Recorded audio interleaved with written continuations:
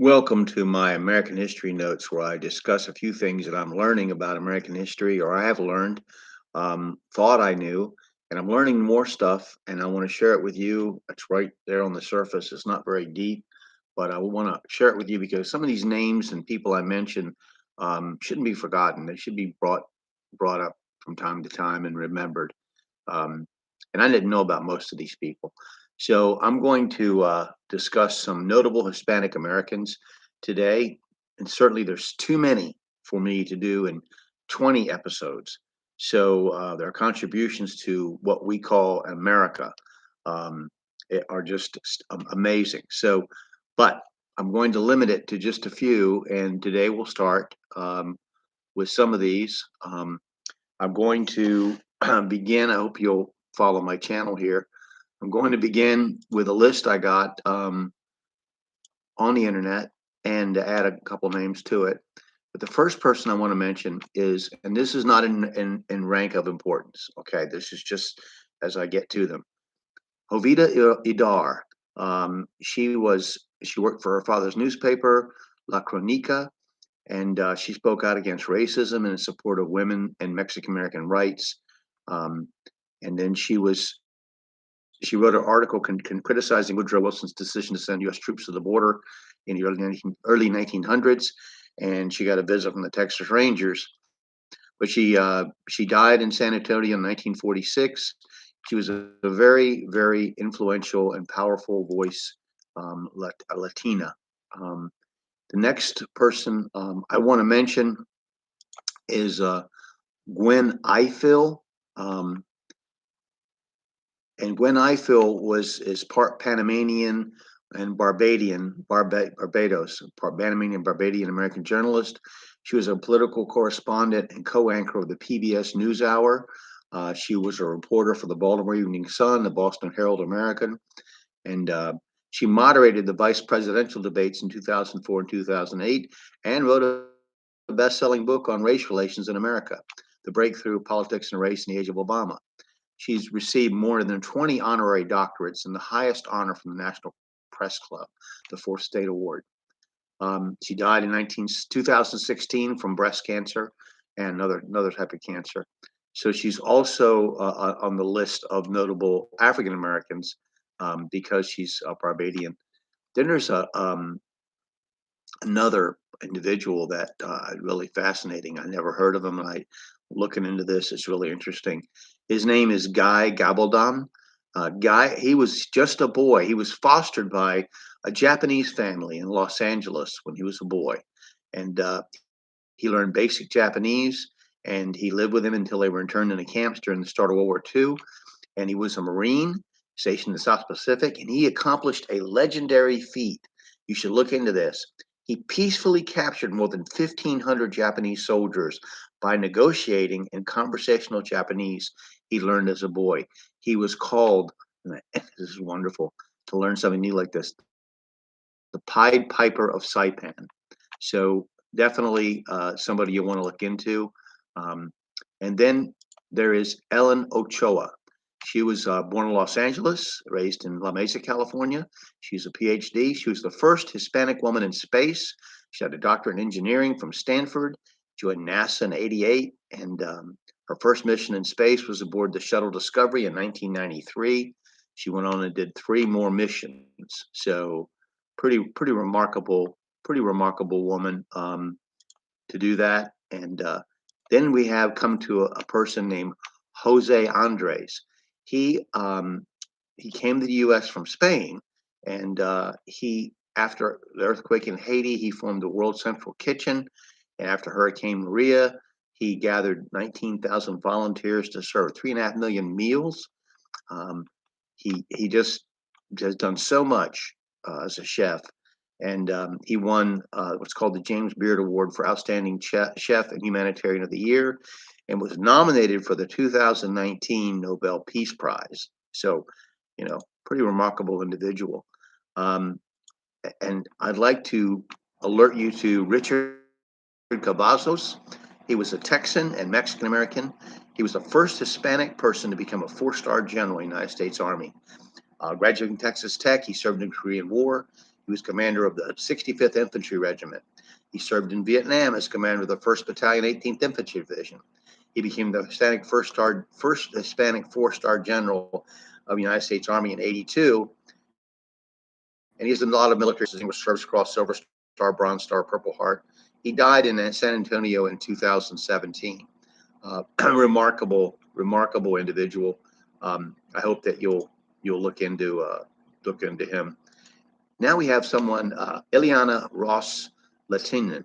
Now, she was born in Cuba in 1952.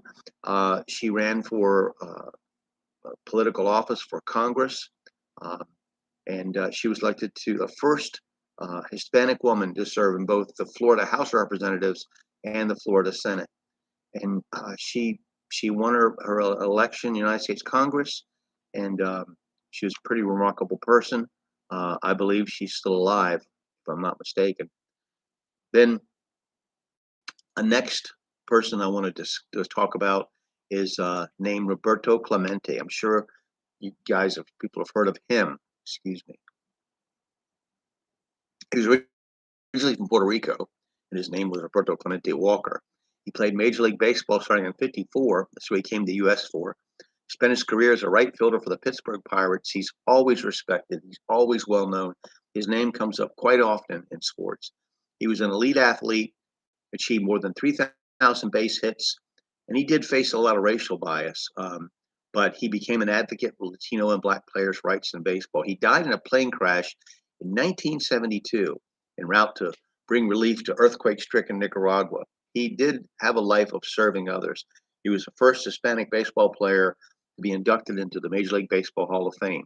And like I say, you hear his name, if you listen to sports enough, you will hear his name because he apparently was very well respected and well liked. I want to bring up Octaviano Larrazola, born in Chihuahua, Mexico in '59. He came to the United States as a boy and was raised in New Mexico. He was a Republican. He was a champion of civil rights and equal treatment for Hispanic-Americans. Made him popular with Mexican voters. He was the fourth governor of New Mexico in 1918. 10 years later, he was elected to the United States Senate, making him the first Hispanic-American to serve as U.S. Senator. So I want to another person I want to bring up is Rita Moreno. Now, most of you older people like me will know who she was. She was in West Side Story.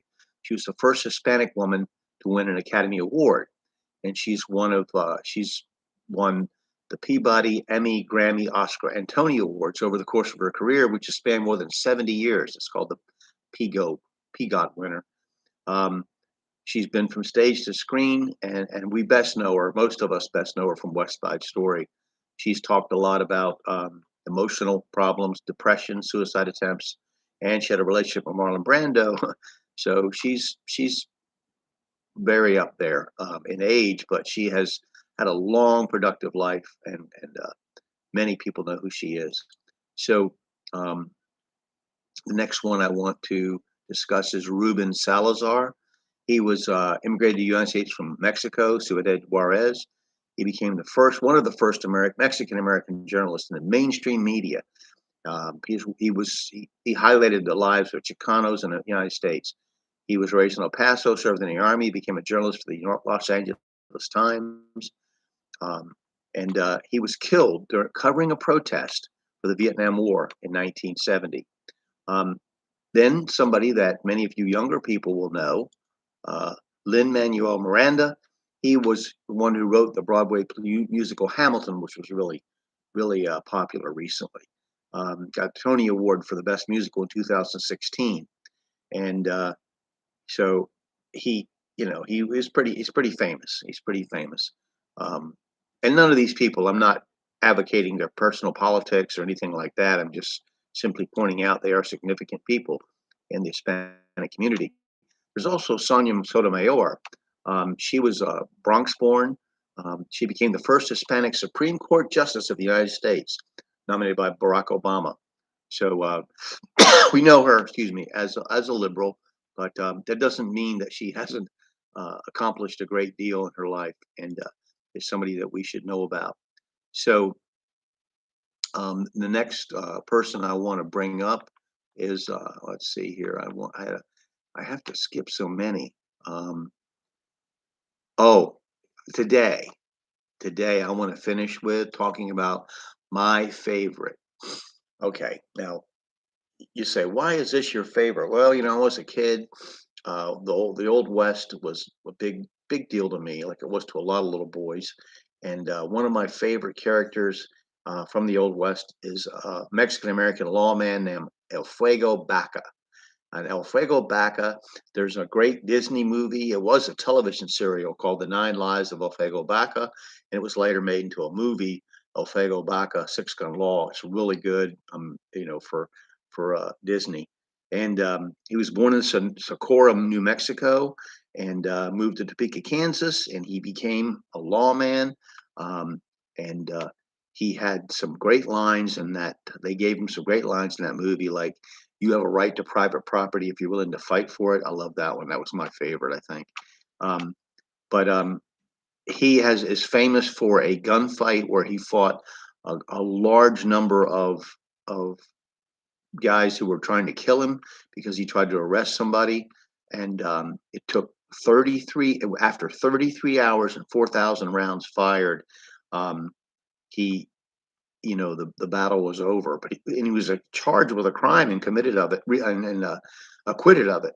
The house he was hiding in or fighting from had 400 bullet holes in it. Anyway, it's called the Frisco Shootout. You might want to look it up. Um, so anyway, he became a sheriff of Socorro County, and he was pretty influential. He He's controversial. He drank too much. He talked too much. He had a weakness for wild women. He was definitely Wild West. He was definitely one of these characters from then. And he even had an interview, a television interview. So I never wanted to kill anybody. He said, but if a man had it in his mind to kill me, I made it my business to get him first. So there's just all kinds of stories about Alfego Baca. He's one of those characters from the old West that you just won't see much of if you don't look. But anyway, so those are some of my notables. I'll look for some more to point out to you. I hope that you'll take an interest in some of these, and that you'll look them up, and look up your own. And if you're an Hispanic American, I know you have your own people that you might admire and look up to. I hope that you'll consider them um, in this. All right. Thank you very much for listening to me.